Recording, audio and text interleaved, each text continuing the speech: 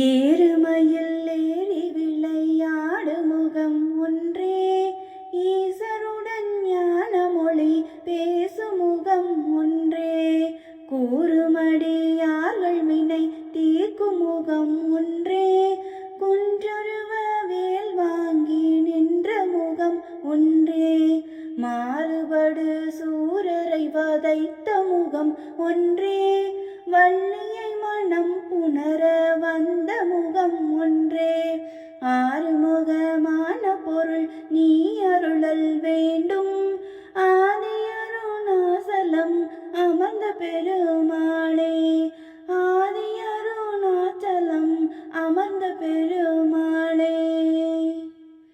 ஆறுமுக பெருமாளை ஆண் மயில் மீது ஏறி திருவிளையாடல் செய்யும் திருமுகம் ஒன்று, சிவபெருமானுக்கு ஞான உபதேசம் போதிக்கும் திருமுகம் ஒன்று, அடியார்களின் இரு வினைகளையும் தீர்க்கும் திருமுகம் ஒன்று, கிரௌஞ்ச மலையை ஊடுருவி செல்லும்படி வேலை ஏவி நின்ற திருமுகம் ஒன்று, பகைவர்களான அசுரர்களை வதைத்து அழித்த திருமுகம் ஒன்று, வள்ளியை திருமணம் செய்து கொள்வதற்காக வந்த திருமுகம் ஒன்று.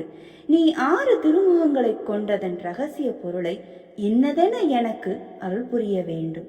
தொன்மை வாய்ந்த திருவண்ணாமலையில் வீற்றிருக்கும் பெருமாளே, உன் தாள் சரணம், உன் தாள் சரணம், உன் தாள் சரணம்.